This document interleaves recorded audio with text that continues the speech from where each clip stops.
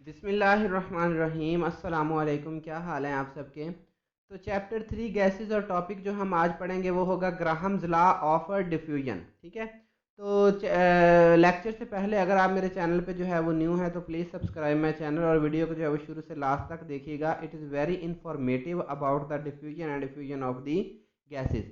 तो चले आते हैं लेक्चर की तरफ। तो ग्राहम लॉ ऑफ डिफ्यूजन जो प्रेजेंट किया था वो एक इंग्लिश साइंटिस्ट था, थॉमसन ग्राहम, जिसने जो है ये कॉन्सेप्ट दिया था। ये कहता है कि द रेट ऑफ डिफ्यूजन और fusion of a gas is inversely proportional to the square root of its density at constant temperature and pressure. कि किसी भी गैस का जो रेट ऑफ डिफ्यूजन और फ्यूजन होता है वो इनवर्सली प्रोपोर्शनल होता है उसकी डेंसिटी के।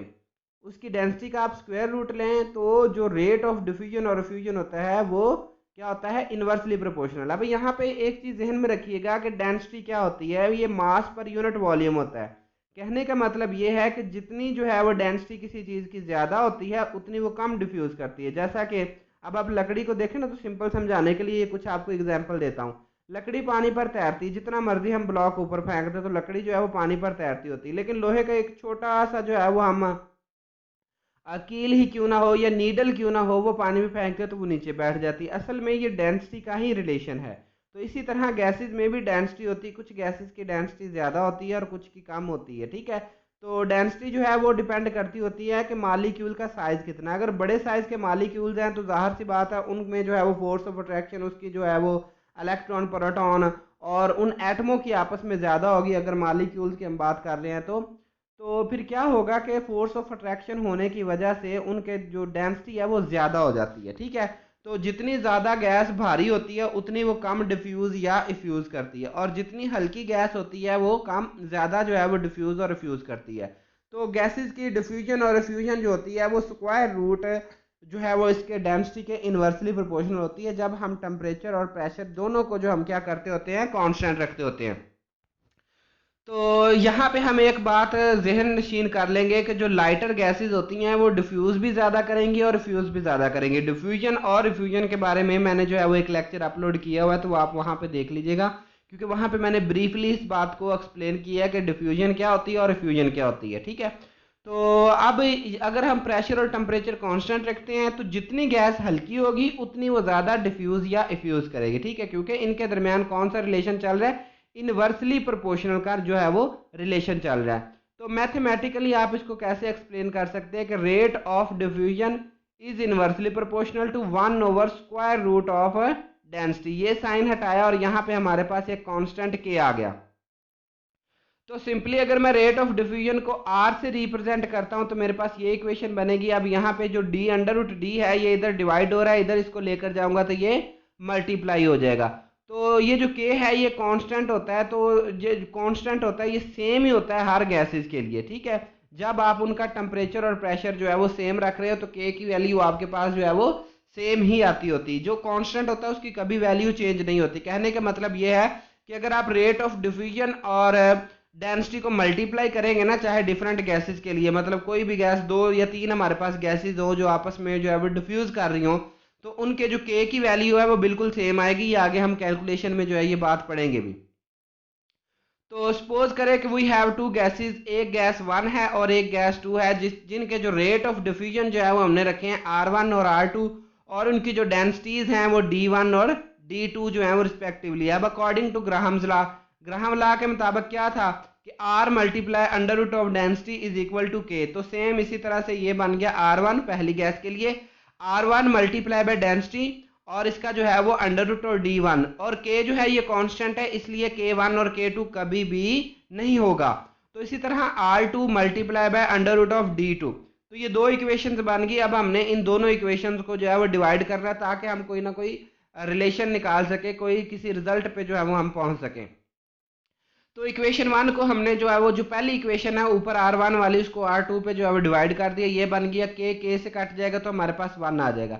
अब यहाँ पे देखिएगा कि डेंसिटी इधर ये D2 इधर डिवाइड हो रहा है, इसको उधर लेकर जाएंगे तो मल्टीप्लाई हो जाएगा, और D1 यहाँ पर जो है वो मल्टीप्लाई ऊपर हो रहा है तो ये उधर लेकर जाएंगे तो ये क्रॉस मल्टीप्लीकेशन प्रोसेस के जरिए जो है वो हमारे पास ये रिजल्ट आ जाएगा कि ये ऊपर हो जाएगा और ये जो D1 है ये नीचे आ जाएगा। तो ये हमारे पास एक रिलेशन बन जाता है। अच्छा, अब हमने इसको जो है वो मजीद एक्सपेंड करना है। तो हम जानते हैं कि किसी भी गैस की जो डेंसिटी होती है वो डायरेक्टली प्रोपोर्शनल होती है मॉलिक्यूलर मास के, कि जितना मॉलिक्यूलर मास ज़्यादा होगा किसी चीज़ का उतनी उसकी जो है वो डेंसिटी ज़्यादा होती है। डेंसिटी क्या होती है? एम ओवर वी, ठीक है, यानी कि मास ओवर वॉल्यूम। तो अगर किसी चीज़ का आप मॉलिक्यूलर मास ज़्यादा है, वॉल्यूम वो उतना ही घेरती है, तो इसका मतलब ये हो जाएगा कि उसकी डेंसिटी ज़्यादा है। तो यूँ जो है डेंसिटी जो होती है वो directly proportional to molecular mass होती है। तो अब आपने जहां पर डी है वहां पे एम जो है वो पुट कर देना है। तो ग्राहम लॉ ऑफ डिफ्यूजन जो है वो आप इस तरीके से फिर लिख सकते हैं, R1/R2 is equal to M2/M1। तो where M1 and M2 are the molecular masses of gases. अब यहाँ पे देखें कि R1 और M1 इन दोनों का रिलेशन इनवर्सली है, कि अगर R1 बढ़ता है तो M1 जो है वो कम हो जाएगा, और अगर M1 जो है वो बढ़ता है तो R1 की वैल्यू हमारे पास कम आएगी। इसी तरह से ये R2 है और M2, इन दोनों के दरमियान जो है वो इनवर्सली प्रोपोर्शनल रिलेशन हो गया। ठीक है, तो मतलब ये कि M2 की अगर वैल्यू इंक्रीज करती है तो R2 की वैल्यू जो है वो डिक्रीज कर जाएगी। अब हमने experimental verification of Graham's law of diffusion पढ़ना है। तो इस लॉ को, this law can be verified in the laboratory by noting the rate of diffusion of two gases in a glass tube when they are allowed to move from opposite ends. कि हम एक glass tube में दो gases को जो है वो ले लें, तो फिर उनके जो है वो रेट ऑफ डिफ्यूजन को हम जो है वो लैब में कैलकुलेट कर सकते हैं, वेरिफिकेशन कर सकते हैं कि ग्राहम लॉ ऑफ जो है डिफ्यूजन है, जो हमने ऊपर इक्वेशन ड्राइव की है वो बिल्कुल ठीक है। तो इस पर्पज़ के लिए हम क्या करेंगे, 2 कॉटन प्लग सोक्ड, दो आपने रुई के जो है वो टुकड़े लेने हैं, एक को अमोनियम हाइड्रोक्साइड में जो है वो डिप कर लेना है, और दूसरा जो वो HCl के सोल्यूशन में जो है वो डिप करके जो है वो 100 सेंटीमीटर लंबी लॉन्ग ट्यूब में जो है वो आपने सेम टाइम पे इंट्रोड्यूस करवा देना है। अब NH3 इसका जो मॉलिक्यूलर मास होता है वो होता है 17। HCl इसका जो मॉलिक्यूलर मास होता है वो होता है 36.5। तो NH3 का क्योंकि मॉलिक्यूलर मास कम है तो ये ट्रेवल ज़्यादा करेगी, ये करती होती है ट्यूब में 59.5 सेंटीमीटर, जबकि जो HCl है वो मूव करेगी 40.5 सेंटीमीटर। और सेम टाइम में, मतलब इसको इतना जितना टाइम इसको ये मूव करने में जो है वो NH3 के जो है वो मॉलिक्यूल्स को मूव करने में लगा है, उतना टाइम ही HCl को मूव करने में लगा। लेकिन फ़र्क ये है कि NH3 ने जो है वो 59.5 सेंटीमीटर सेंटीमीटर जो डिस्टेंस कवर किया, जबकि HCl ने जो है वो 40.5 सेंटीमीटर किया है। तो अब हमें पता कैसे चलेगा कि ये दोनों गैसेस जो है वो डिफ्यूज कर ली, क्योंकि एक जंक्शन पॉइंट आएगा जहां पे ये दोनों गैसेस आपस में मिलती हैं और वहां पे बन जाता है अमोनियम क्लोराइड, और ये डेंस फ्यूम होते हैं, वाइट डेंस फ्यूम। जैसा कि अगर कोई सिगरेट वगैरह जलाता है ना, तो वो सिगरेट का जो धुआं निकलता है सिगरेट में से, वो डेंस फ्यूम होते हैं। तो ये कलरिंग नहीं होती है, अमोनिया इस तरह का रेड कलर नहीं होता, सिर्फ आपको जो है समझाने के लिए कि ये आपने एक तरफ क्या किया, आपने अमोनिया से जो है ये कॉटन प्लग जो है वो क्या किया, रुई को इसके साथ ये कॉर्क लगा हुआ है, ये आपके पास ग्लास ट्यूब है, ठीक है, जिसकी लेंथ जो है वो टोटल है 100 सेंटीमीटर है। तो यहाँ पे आपने कॉटन जो है वो अमोनिया में भिगोकर वो इधर लगा दिया, और इसी तरह से इधर कॉटन जो है वो HCl में लगाकर इधर लगा दिया।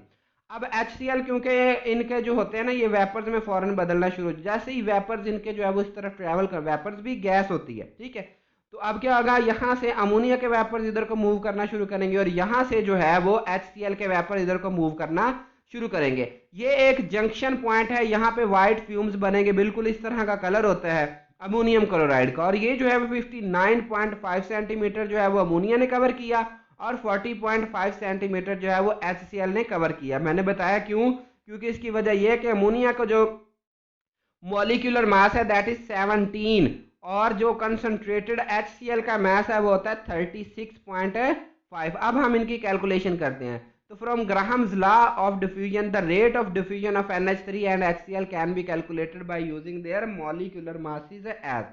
अब R1 और R2, अब ये आपकी मर्जी है यहाँ पर, ठीक है, कि R1 क्या रखना है और R2 क्या रखना है। हमने R1 जो लिया है वो NH3 के लिए लिया है, और R2 जो लिया है वो हमने HCl के लिए लिया है। ये आपकी मर्जी है, क्योंकि जो भी आप वैल्यू रखेंगे आंस इसका जो है वो तकरीबन सेम ही आता होता है। तो R1 रिप्रेजेंट कर रहा है यहाँ पे NH3 को, और जो R2 है वो रिप्रेजेंट कर रहा है HCl को। अब देखिए R1 इधर ऊपर है NH3 यानी कि यहाँ पे अगर आप NH3 लिखते हैं तो NH3 इधर ऊपर है, rate of diffusion of ammonia ऊपर है, तो इसका मॉलिक्यूलर मास इधर होगा। क्यों? क्योंकि इनके दरमियान क्या रिलेशन हमने पढ़ा है कि इनवर्सली प्रोपोर्शनल रिलेशन होता है, ठीक है। इसी तरह R2 और MHCl, तो रेट ऑफ डिफ्यूजन जो NH3 का है वो है 59.5 और जो HCl का है वो 40.5।